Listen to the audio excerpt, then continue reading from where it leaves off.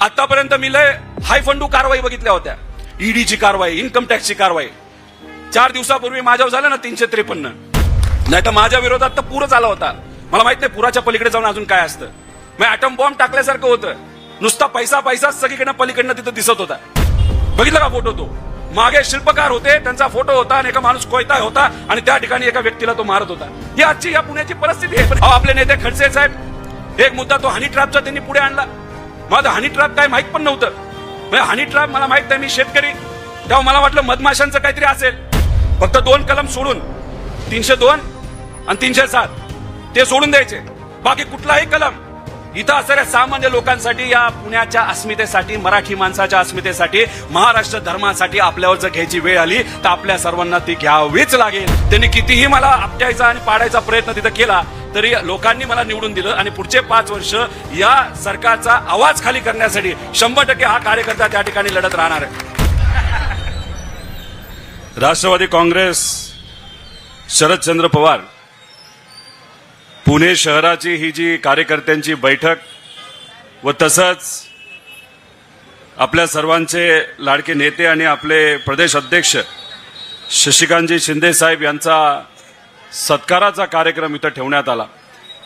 आणि या कार्यक्रमासाठी आवर्जून उपस्थित असणारे आदरणीय पवार साहेबांबरोबर तुम्ही ज्या पद्धतीने राहिलात, महाराष्ट्रातली सामान्य जनता ज्या पद्धतीने राहिले, प्रामाणिकपणे आणि तसंच संघर्षाचा ज्यांचा वारसा आहे, असे आपले नवीन प्रदेश अध्यक्ष शशिकांतजी शिंदे साहेब, ज्यांनी काही वेळापूर्वी आपल्या सर्वांचं मार्गदर्शन केलं आणि अधिवेशनामध्ये आमच्याबरोबर राहून आपल्या मतदारसंघातले तर विषय मांडतच असतात, पण आपण पुण्याचं प्रतिनिधित्व करतो म्हणून पुणे शहराचे आवर्जून प्रश्न मांडणारे बापूसाहेबजी पठारे, आत्ताच मार्गदर्शन केलं असे जयदेव अण्णा गायकवाड साहेब, ज्येष्ठ नेते जगन्नाथ बापू शेवाळे, तसंच आपल्या सर्वांचे लाडके शहर अध्यक्ष प्रशांत दादा जगताप, सुनीलजी जगताप, आपल्या सर्वांचे मार्गदर्शक आणि आदरणीय पवार साहेबांबरोबर अनेक वर्षांपासून जवळून काम करणारे अंकुश अण्णा काकडे, त्याच्याचबरोबर साहेबांबरोबर खंबीरपणे उपस्थित असणारे प्रकाश आप्पा मस्के, तसंच रवींद्र अण्णा माळवतकर, भगवानरावजी साळुंके, किशोरजी कांबळे, स्वातीताई पोकळे, विक्रमजी जाधव, पायलजी चव्हाण, शैलेंद्रभाऊ जाधव, श्रीकांतभाऊ पाटील, ज्यांनी आपल्या तिकिटावर या शहरामध्ये चांगली अशी लढत दिली, अशी अश्विनीताई कदम, श्रीकांतजी पाटील, निलेशजी निकम, अयुबजी शेख, तसंच उदयभाऊ महाले, संदीपजी बालवडकर, गणेशजी नलावडे, अमोलजी जाधव, अजिंक्यभाऊ पालकर, दीपकजी कामठे, तसंच फहीमजी शेख, अजयभाऊ पवार, मृणालताई वाणी, अनिताताई इंगळे, रुपालीताई शिंदे, चव्हाण साहेब, तसंच दादा चव्हाण, काका चव्हाण, तसंच प्रभातीताई भूमकर, अनेक मोठी नावं आहेत. तस आता अजान चालू आहे, थोडा वेळ थांबतो. आपण सर्वजण पार्टीचे आदरणीय पवार साहेबांचे एकदम खास आहात, त्यामुळे उपस्थित असणारे सर्वच प्रामाणिक कार्यकर्ते, पदाधिकारी, पत्रकार बंधू आणि भगिनींनो, आपला हा कार्यक्रम 5 वाजता सुरू झालाय असं आम्हाला कळतं. आम्हाला असं वाटलं 6-6:30 पर्यंत आलं तरी चालतंय, पण आम्ही विसरून गेलो प्रशांत दादाचा कार्यक्रम आहे. तुम्ही सगळ्यांनी त्याचं योग्य असं नियोजन केलेलं, वेळेतच चालू होईल, पण झालं असं, पुणे शहराचा कार्यक्रम हित होता आणि शशिकांत शिंदे साहेबांचं आणि पुणे ग्रामीणची चर्चा ही आपल्या पलीकडे सुप्रियाताईंच्या ऑफिसला चालू होते. त्यामुळे उशीर शशिकांत शिंदे साहेबांमुळे नाही तर आमच्यामुळे झालेला नाही. ग्रामीणचे सर्व आपले नेते, कार्यकर्ते, पदाधिकारी तिथं आले होते मोठ्या संख्येने. ती चर्चा जराशी लांबली, देवाणघेवाण होती, चर्चा चांगली होत होती आणि तिथं प्रामाणिकपणे आपले अध्यक्ष त्यांचे विषय ऐकत होते आणि ते ऐकत असताना टाइम कसा निघून गेला हे तिथं कळलं नाही. त्यामुळे उशिरा आलो त्यासाठी दिलगिरी व्यक्त करतो. अनेक नेते अनेक कार्यकर्ते पदाधिकारी याच्या आधी येऊन बोललेले आहेत. माझ्यानंतर आपले प्रदेशाध्यक्ष आपल्या सर्वांना मार्गदर्शन करतील. थोडक्यात बोलण्याचा मी प्रयत्न करेल. पण झाले असं, जेव्हा मी राजकारणाला सुरुवात केली होती तेव्हा 1-2 मिनिटं फक्त मी बोलत होतो. आता परिस्थिती अशी आहे, मला हळूच मागून सांगावं लागतं 1 तास झालाय, जरा थांबा. त्यामुळे 1 तास तरी मी पोचणार नाही. थोडंसं थोडक्यात बॅटिंग करण्याचा T20 सारखी मी प्रयत्न करतो. गेल्या 3 दिवसामध्ये शशिकांत शिंदे साहेबांनी विविध विभागाच्या आपल्या ज्या बैठका होत्या, ज्याला आपण सेल म्हणतो, फ्रंटल असेल आणि विविध विभाग याच्या बैठका ठेवल्या होत्या. सकाळी 9 वाजता बैठका सुरू व्हायच्या, रात्री 9-10 पर्यंत आपल्या बैठका सुरू राहायच्या. एखाद्या विभागाला 1 तास आपण जर दिला असेल तर 2-2, 3-3 तास तिथं असणाऱ्या लोकांचं आपण ऐकत होतो. काही चांगल्या गोष्टी ऐकत होतो आणि काही तक्रारी होत्या. पण तक्रारी ह्या योग्यच होत्या, करायच्या म्हणून कुणी तक्रारी करत नव्हतं. पण आम्हाला ताकद द्या, आमच्या पाठीमागे भक्कमपणे तुम्ही उभं राहा. आणि मग अशाच पद्धतीने तुम्ही भक्कमपणे आमच्या पाठीमागे उभे राहिलात तर 100% येणाऱ्या आपले जे लोकल बॉडी इलेक्शन्स आहेत व 2029 चे लोकसभा इलेक्शन असेल आणि विधानसभा असेल, 100% आपले कार्यकर्ते पदाधिकारी हे जास्तीत जास्त निवडून आल्याशिवाय राहणार नाही. अशा अनेक चर्चा झाल्या. त्या चर्चा मी जवळून ऐकत होतो, कारण का पवार साहेबांनी, तसंच आदरणीय सुप्रियाताई असतील, शशिकांतजी शिंदे साहेब असतील, जयंत पाटील साहेब, आव्हाड साहेब, देशमुख साहेब, टोपे साहेब यांनी सगळ्यांनी एकदम जबाबदारीने आणि कदाचित फार विचार करून माझ्या गळ्यामध्ये तिथं जनरल सेक्रेटरीचं पद तिथं टाकलेलं आहे. जेव्हा एखाद्या व्यक्तीला जबाबदारी दिली जाते तेव्हा जबाबदारीला वागावं लागतं. आणि मी तुम्हाला सर्वांना सांगतो की शशिकांत शिंदे साहेबांच्या मार्गदर्शनाखाली प्रदेश अध्यक्ष म्हणून पवार साहेब आणि सर्वच नेते यांच्या मार्गदर्शनाखाली आणि तुमच्या खांद्याला खांद्या लावून येणाऱ्या काळात आणि खास करून तुमच्या इलेक्शन मध्ये, म्हणजे पुढच्या 3-4-6 महिन्यामध्ये जे इलेक्शन येतील, आमचंच इलेक्शन आहे असं ते इलेक्शन आपण सर्वांनी मिळून लढायचं आणि तुमच्यातले अनेक कार्यकर्ते आणि पदाधिकारी जास्तीत जास्त कसे निवडून येतील याची जबाबदारी आम्ही सर्वजण त्या ठिकाणी घेत आहोत. मगाशी प्रशांत दादा बोलत असताना आमच्या या कार्यकर्त्यांना पदाधिकाऱ्यांना तुम्ही संधी द्या. प्रशांत दादाला मला सांगायचंय की आपल्या प्रदेश अध्यक्षांचं हेच मत आहे. विधानसभेला काय झालं, लोकसभेला काय झालं हे आपल्या सर्वांना माहिती आहे. लोकसभेला जबरदस्त परफॉर्मन्स आपल्या सर्वांचा राहिला. का? आपण एक लढलो, पार्टी म्हणून एक होतो, कार्यकर्ते म्हणून एक होतो. कारण का अनेक तालुक्यांना मिळून एक उमेदवार दिला जात होता. त्यामुळे तिथं वादच नव्हता इच्छुक असण्याचा. मी इच्छुक आहे हे बोलण्याचा चान्सच तिथं नव्हता, कारण का तिथं लढाई जरा जास्त व्यापक होती. म्हणून आपण सर्वजण एकत्रित राहिलो. काँग्रेस जवळ आलं, शिवसेना जवळ आली, तिन्ही मित्रपक्ष एकत्रित येऊन त्यांना साथीला इतर संघटना होत्याच आणि हे सर्व एकत्रित एका ताकदीने लोकांनी आपल्याला सपोर्ट केला. म्हणून या महाराष्ट्रामध्ये सगळ्यात चांगला स्ट्राईक रेट जर कुठल्या पक्षाचा असेल तर तो आपल्या आदरणीय पवार साहेबांच्या पक्षाचा होता. जे नेहमी होतं, एखादं चांगलं यश आलं तर आपण थोडेसे हवेत जातो. कार्यकर्ते म्हणून आपण हवेत गेलो.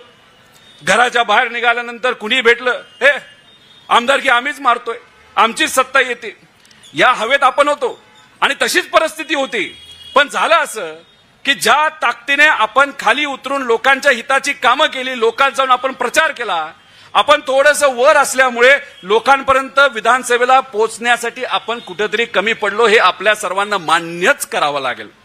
हे तुम्हाला मान्य करावं लागेल, हे आम्हाला मान्य करावं लागेल. कारण नेते म्हणून आम्ही सुद्धा कार्यकर्ते म्हणून थोडंसं हवेत होतो.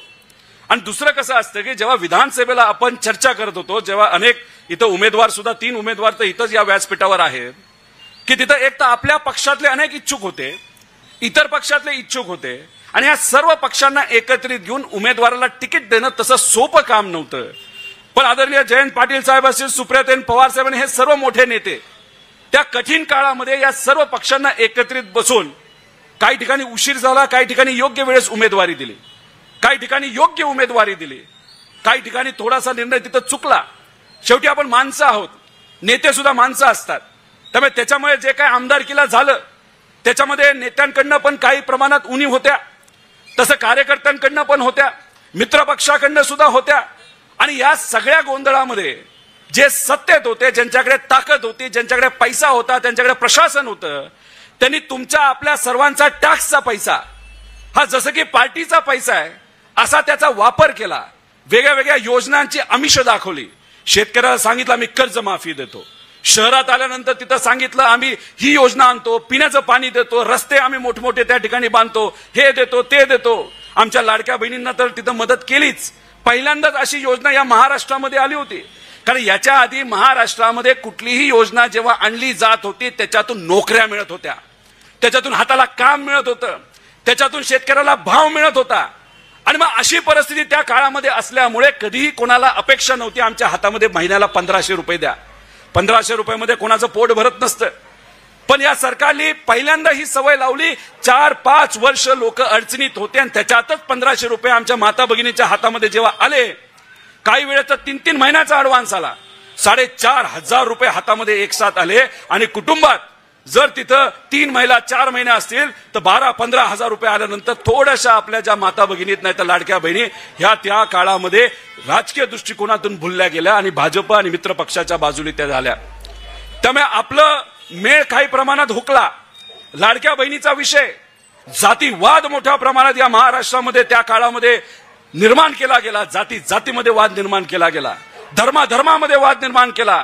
आणि शेवटच्या 3 दिवसामध्ये मोठा पूर पैशाचा या महाराष्ट्रामध्ये आलेला आपण सर्वांनी तिथं बघितला. अहो प्रशांत दादा, तुमच्या विरोधात किती पैसा आला मला माहित नाही, किती आला? 25-30 किती? पण 3 दिवसात 30 कोटी. निकमताई किती आला? किती आला? कदमताई किती आला? 40-50 यांच्याकडे आला. बापू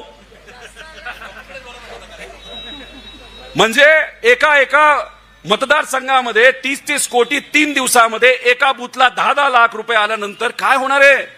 म्हणजे हे पैसे कुणीच त्यांच्या कार्यकर्त्यांनी सुद्धा बघितले नव्हते. आणि हे सगळं होत असताना दुसरी गडबड ईव्हीएमची. एक ईव्हीएमची गोष्ट तुम्हाला सांगतो. अहो काही ठिकाणी तुम्ही बटणं दाबली असतील ना, आपल्याच पक्षाची दाबली एवढं मला विश्वास आहे. ती बटणं दाबल्यानंतर मशीन 6 वाजेपर्यंत तिथं होतं का नव्हतं? जेव्हा मतदान होऊस तर होतं का नव्हतं? त्यानंतर काय घेऊन जायचे? ते मशीन घेऊन जायचे. आता मशीन घेऊन जायचे नाही तर मशीन चालवण्यासाठी काय लागतं? बॅटरी लागते का? आपलं लाईट लावलं असतं काय लागतं? अहो काय बूथवर यांनी मशीन घेऊन गेले आणि बॅटरी तशीच तिथं ठेवली. मग आम्हाला प्रश्न आहे की बॅटरी जर तिथंच तशी राहिली असेल, जेव्हा तुम्ही मतमोजणी करत होता तेव्हा कुठली बॅटरी तुम्ही वापरली? बरेच प्रश्न आहेत. आता राहुल गांधीजींनी तो विषय घेतला. मग तुम्ही म्हणाल अरे ईव्हीएम जर मॅनेज होत असेल मग आपण काय करायचं? एक तुम्हाला सांगतो, हॅक होऊ शकत नाही ईव्हीएम, हे मॅनेज होऊ शकतं. मॅनेज म्हणजे काय? प्री प्रोग्राम केला जाऊ शकता. म्हणजे 10 मताच्या मागे 1 मत ह्याला, नाही तर जी लोक नाही त्याची मतं त्याला.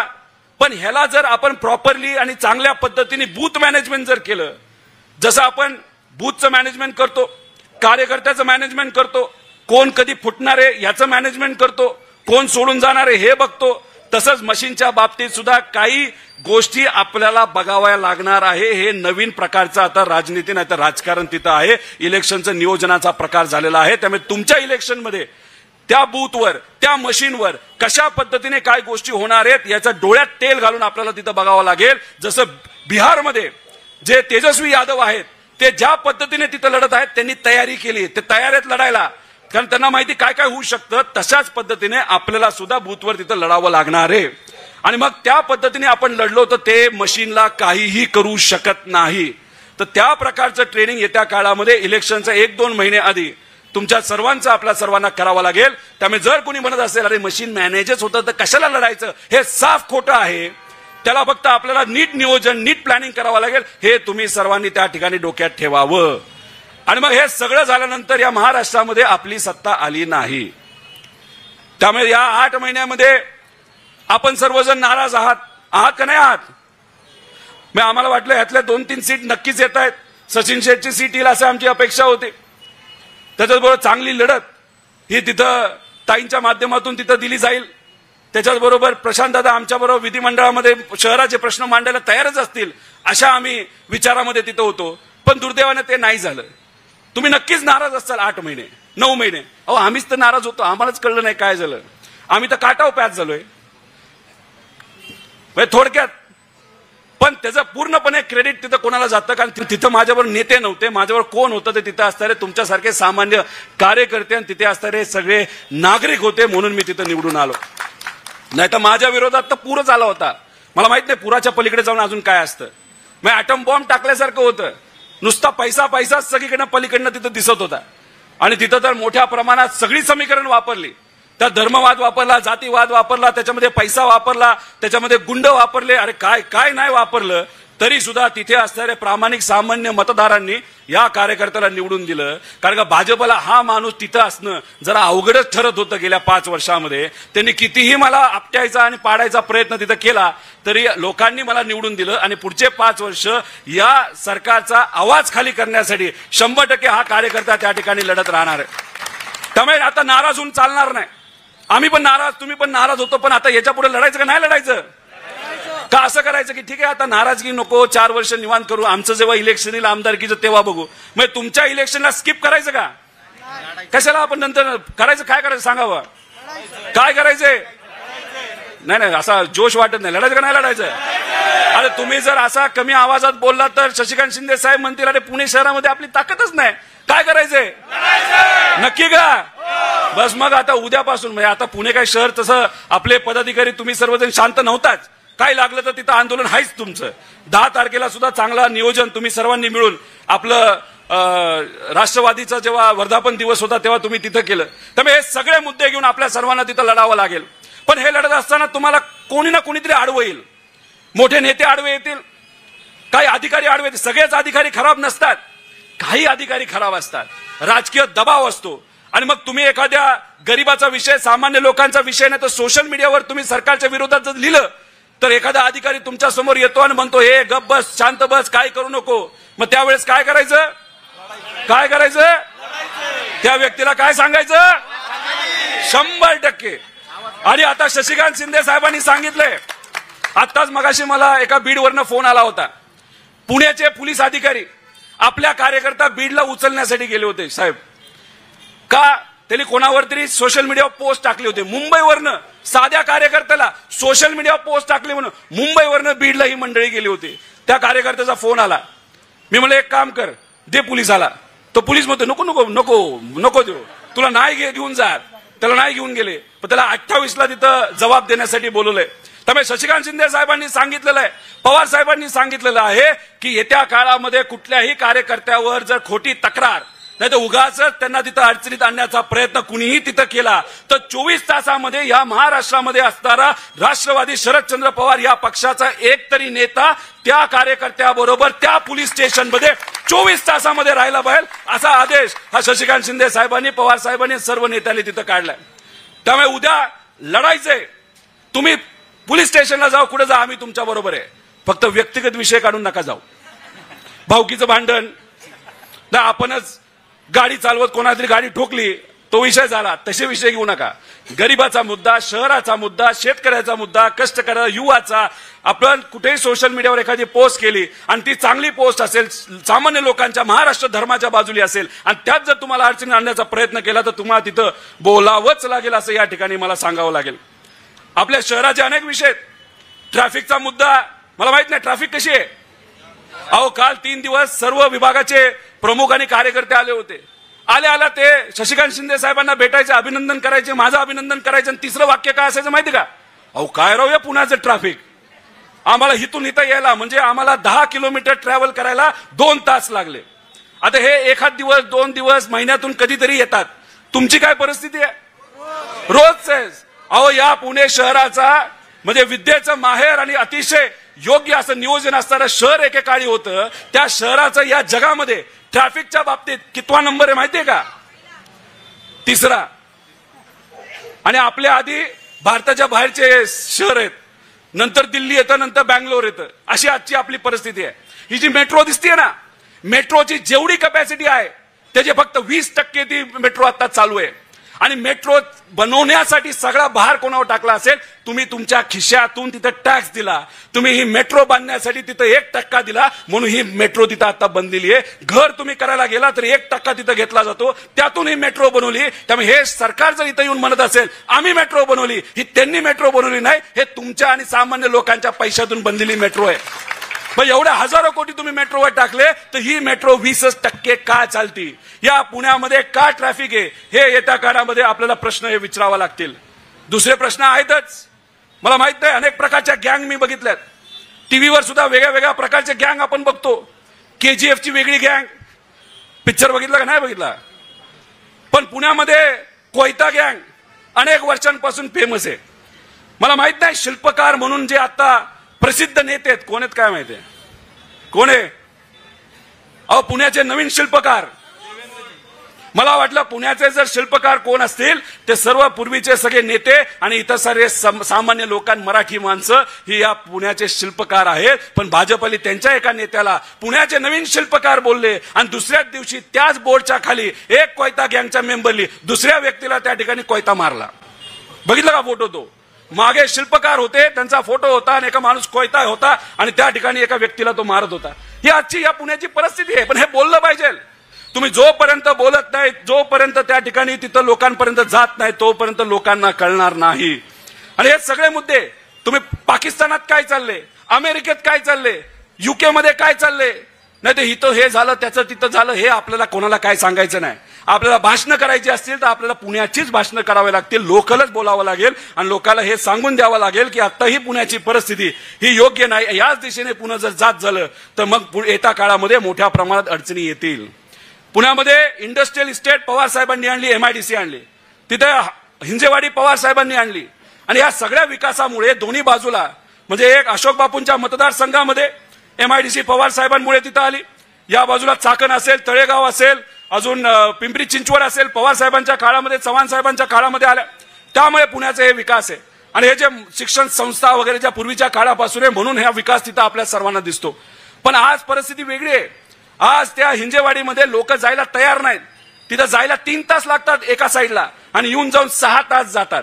आणि एका काळी 1 नंबरची आपली ही IT सेंटर या राज्य देशामध्ये होतं, आता 6व्या नंबरला गेलेलं आहे. आणि दुसरा प्रॉब्लेम तुम्हाला सर्वांना सांगतो, आज कर्जबाजारीपणा आपण फक्त शेतकऱ्याबरोबर बद्दल बोलतो, नाही तर जे विद्यार्थी ज्यांनी आता शैक्षणिक लोन घेतलेलं त्यांची कर्जबारी बाजाराबद्दल आपण म्हणतो. पण या भारतामध्ये, या महाराष्ट्रामध्ये सगळ्यात मोठा प्रॉब्लेम जर आज कुठला असेल तो मध्यमवर्गीयांची जे कर्ज त्यांनी घेतलेले त्यांना आज परत फेड करता येत नाही. आणि हा आकडा इतका मोठा आहे, हा आकडा इतका मोठा आहे. आणि हा फुगा उद्या जाऊन जर फुटला तर हे मध्यमवर्गीय ज्यांनी नवीन गाड्या घेतल्या, नवीन घरं घेतली, त्यांना ती घरं आणि गाड्या सोडून द्यावे लागतील. कारण का आज त्यांना ते परतफेड करता येत नाही. आणि हीच ती लोक ज्यांना येत्या काळामध्ये नोकरीवरनं जावं लागेल. कारण का मोठ्या प्रमाणात आर्टिफिशियल इंटेलिजन्स या देशामध्ये तिथं येते. हे लोकांना आपल्याला सांगावं लागेल. हे जातीवाद धर्मवादामुळे काही प्रमाणात फक्त वातावरण बरं वाटतं. आणि पण 5 वर्ष या सरकारच्या काळामध्ये त्या जातीवाद आणि धर्मवादावर जर राजकारण केलं जाईल तर विकास कोण त्या ठिकाणी करणार आहे?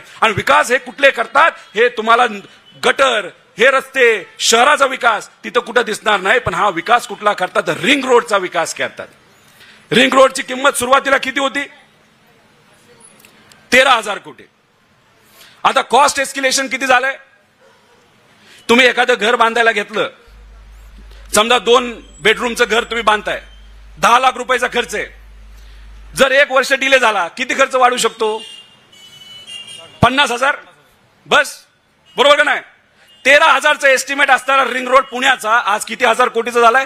42,000 कोटीचा. आणि हा 42,000 कोटीला राहणार नाही, हा जाणार आहे 55,000 कोटीला. हे शक्ती मार्गाचा जो चर्चा चालली ना 85,000 कोटीला, आत्ता तो 1,20,000 कोटीला जाणार. तुम्ही काय म्हणणार? काय भारी की राव, लय सुसाट गाडी जाते.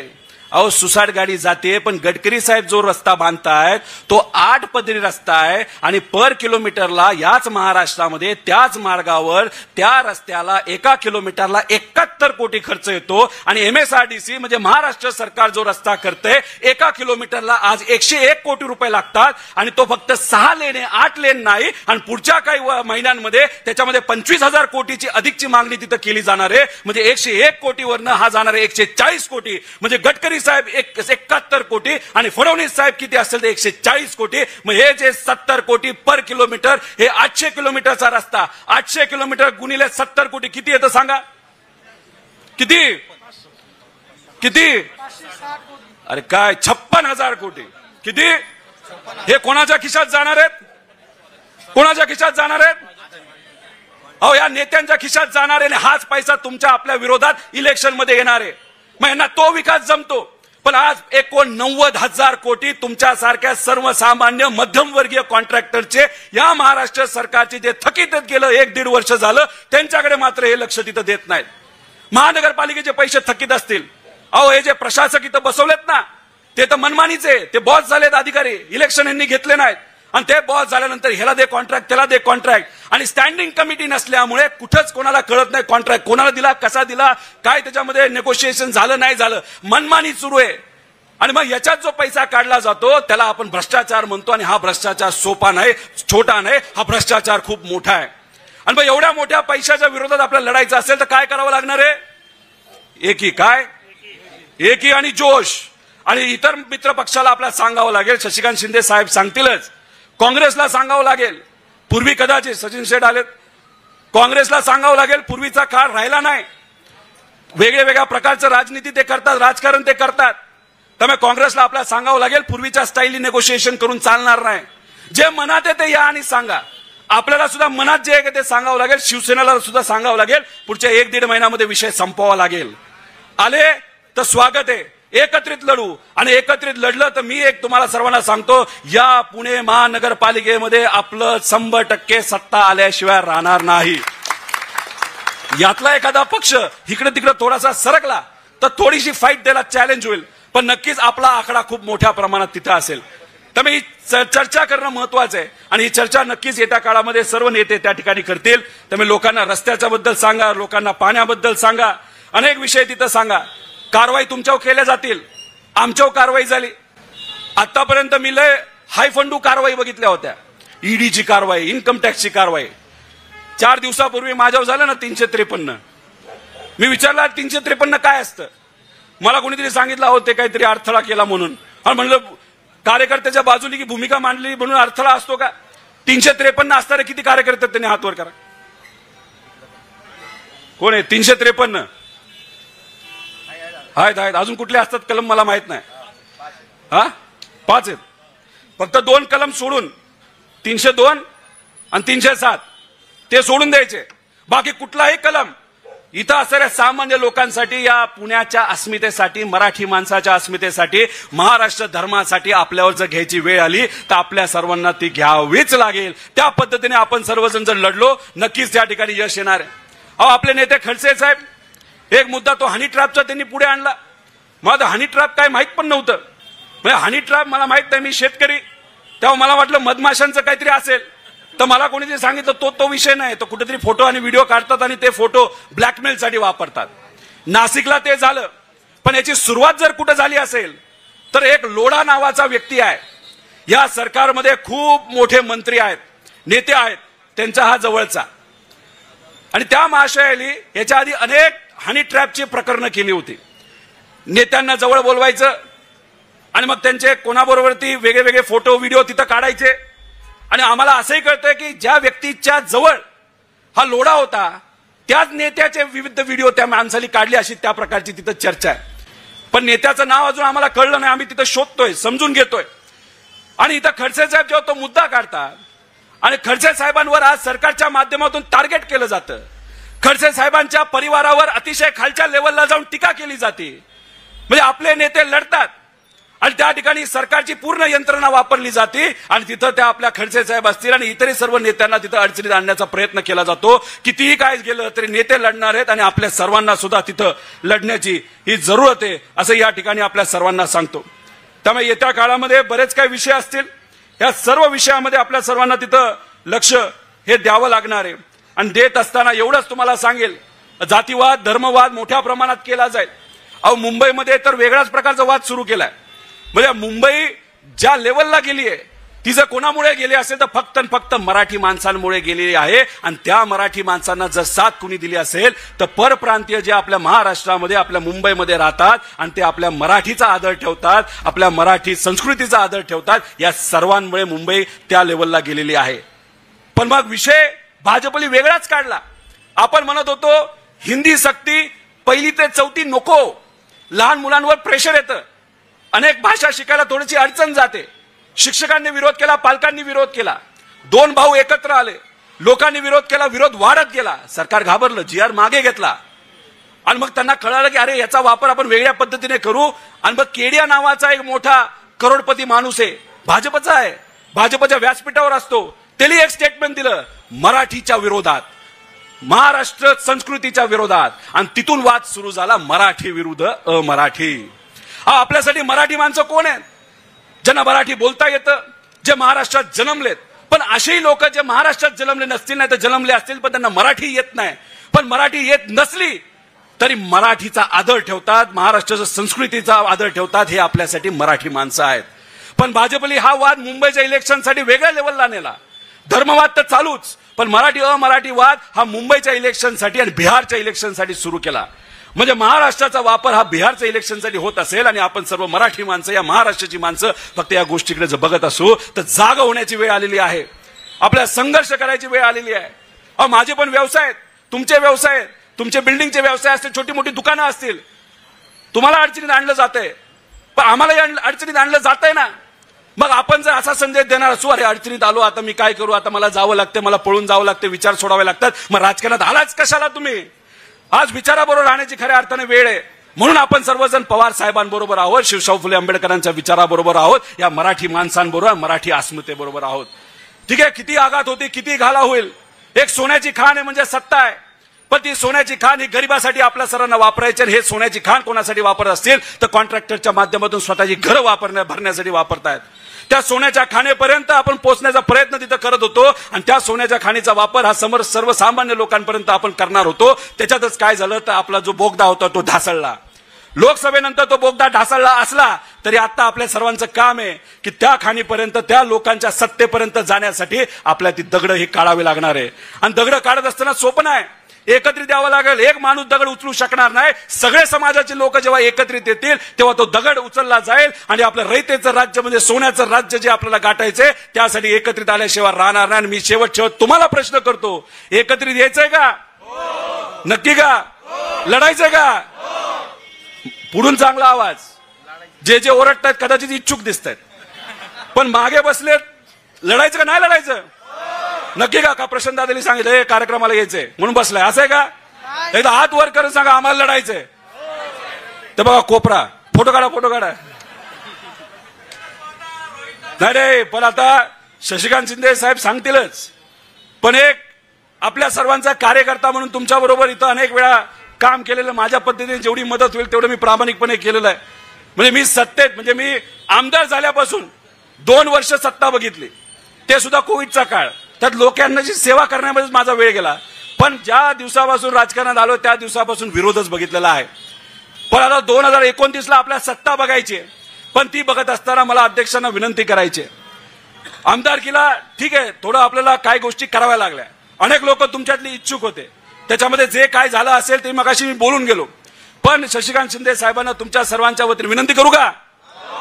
काय करणार आहे तुम्हाला काय माहिती. मी विनंती करतो की साहेब ही माणसं आपल्या बरोबर राहिलीत. या शहरामध्ये आता महानगरपालिकेचं इलेक्शन नोव्हेंबर-डिसेंबर मध्ये होईल. आपले हे जे पदाधिकारी आहेत, हे जे आपले कार्यकर्ते आहेत, ज्यांच्या पाठीमागे आपलं बळ आहे, त्यांचा स्वतःचा सुद्धा जन्म, ते लोक सुद्धा ते ज्यांच्या मागे आहेत, अशा लोकांना येत्या इलेक्शन मध्ये प्राधान्य हे दिलंच गेलं पाहिजे असं त्या ठिकाणी मला वाटतं. पण कार्यकर्त्याला सुद्धा विनंती करायची आहे, 3 टाईपची लोक असतात. एक जे प्रखर पद्धतीने बोलतात, टीव्हीवर येतात, अभ्यासू असतात, पुस्तकं वाचतात, विचारवंत असतात, पण मागे मताच्या माध्यमातून लोक नसतात, पण महत्वाची असतात, तत्ववादी असतात. दुसऱ्या टाईपची लोक की जे कदाचित कमी बोलतात पण मागे जन्मत आहेत, लोक आहेत. आणि तिसरी लोक फक्त फोटो काढतात, त्याला आपण चमकोगिरी करतात. त्यामुळे पहिले हे महत्वाचे, पण इलेक्शनसाठी उभा राहिले तर त्यांना सक्सेस मिळेल असं वाटत नाही. दुसरे जे आहेत ते 100% आपल्याला त्यांना संधी ही दिलीच गेली पाहिजे, कारण त्यांची स्वतःची मतदान आहे आणि पार्टीची ताकद मिळाली तर ह्यातले अनेक लोक निवडून येतील असा विश्वास मला वाटतो. आणि तिसऱ्याच्या बाबतीत तेही महत्वाचे आहेत. फोटो काढतात आणि सोशल मीडियावर टाकतात आणि त्यांच्या सर्कलमध्ये आपला फोटो जातो, तेवढंच त्यांची मदत, बाकी काहीच नाही. आणि येत्या काळामध्ये आंदोलनं हे आपल्या सर्वांना करावी लागतील. मी म्हणत नाही की पांढरे कडक कपडे घाला, कुणी घातलं मला माहित नाही, पण शशिकांत शिंदे साहेबांचे बाह्या बघा कधी पण मागेच असतात. अशाच पद्धतीने बाह्या आपल्याला मागे ठेवावं लागणार.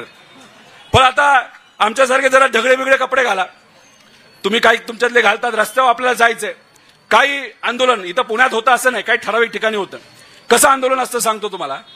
आंदोलनवरून आदेश येतो आंदोलन करा, 4 लोक एकत्रित येतात आणि म्हणतात अरे कमी लोक दिसत आहेत, आसपासच्या लोकांना मध्ये 5 मिनिट केले आ जाऊ ना, असं लोक जवळ करायचे आणि लांबून नीट फोटो काढ, गर्दी दिसते का, फोटो काढला का, 5 मिनिटांमध्ये फोटो निघा, झालं आमचं आंदोलन आणि टाकला अहवालात. त्यामुळे असे अहवाल आमच्याकडे एक तर पट्या अहवाल आम्हाला दाखवतोय, मागे कुठली ती सभा चालली आणि सभेचा असा सेल्फी काढलाय तो अहवालामध्ये लावलाय. अरे म्हणलं काय बाबा वेळ लागला काय तुम्हाला. अशा पद्धतीने काम करून चालणार नाही. काम करायचं असेल तर खऱ्याच पद्धतीने खऱ्याच ताकदीने आपल्या सर्वांना काम हे करावं लागेल, रस्त्यावर उतरावं लागेल आणि ते तुम्ही सर्वजण उतराल असा विश्वास आहे. आणि या इलेक्शनमध्ये हे इलेक्शन फक्त फक्त तुमचं इलेक्शन आहे आणि तुमच्या बरोबर आम्ही सर्वजण ठामपणे राहू असा विश्वास या ठिकाणी व्यक्त करतो आणि थांबतो. जय हिंद, जय महाराष्ट्र, जय राष्ट्रवादी, रामकृष्ण. धन्यवाद दादा. यानंतर जोरदार टाळ्यांच्या गजरात स्वागत करूयात नवनिर्वाचित प्रांत अध्यक्ष आदरणीय शशिकांत. पिंपरी चिंचवड येथे गुरुवारी पार पडलेल्या राष्ट्रवादी काँग्रेसच्या मेळाव्यात आमदार रोहित पवार यांनी सत्ताधाऱ्यांवर आणि पोलीस प्रशासनावर थेट निशाणा साधलाय. सामान्य नागरिकांचे प्रश्न ऐकले जात नाहीत, सत्ताधाऱ्यांचेच म्हणणे चालतं. पोलीस ठाण्यातही सामान्यांची दाद लागत नाही. अधिवेशनात मोठे नेते पत्त्याचा खेळ खेळतात आणि शेतकऱ्यांचे प्रश्न दुर्लक्षित करतात. हे उघड केल्यानंतर माझ्यावर FIR दाखल केली आहे असं ते रोहित पवार म्हणाले. माझ्यावर 2 ते 3 दिवस कारवाया झाल्या आहेत, पण ईडीला घाबरलो नाही, मग पोलीस गुन्ह्यांना का घाबरू. सरकार विरोधात बोललं की कारवाया सुरू होतात असा आरोपही रोहित पवारांनी केलाय. आता विधानसभा निवडणुकीत मोठ्या प्रमाणात पैसा आणि धर्मवाद वापरला गेला. मतदान यंत्रामध्ये गडबड झाली असल्याची शंका देखील रोहित पवारांना वाटली आहे. मलाही कर्जत जामखेडमधून काट्यावरूनच विजय मिळवावा लागला. निकालानंतरच भाजपमध्येही उत्साह नव्हता अशी प्रतिक्रिया त्यांनी व्यक्त केली. महानगरपालिकेतील कंत्राटे सत्ताधाऱ्यांच्या नातेवाईकांना मिळतात, याच्या विरोधात संघर्ष करावा लागेल. संघर्ष करताना गुन्हे लागले तरी पक्ष तुमच्या पाठीशी खंबीरपणे उभा राहील असं आश्वासन त्यांनी दिलंय. महापालिका निवडणुकीसाठी सर्वांनी एकत्र येऊन काम करावं, गडबाजी सोडावी, जुन्यांनी आणि नवीनांनाही एकत्रितपणे लढा दिला तरच बदल घडेल असं आवाहन रोहित पवार यांनी केलंय. आता यावर तुम्हाला काय वाटतं, तुमचं मत कमेंट बॉक्समध्ये लिहायला अजिबात विसरू नका. व्हिडिओ आवडला असेल तर जास्तीत जास्त शेअर करा आणि आतापर्यंत मराठी जनता आपण आपल्या या चॅनलला सबस्क्राईब जर केलेलं नसेल तर चॅनलला सबस्क्राईब करा.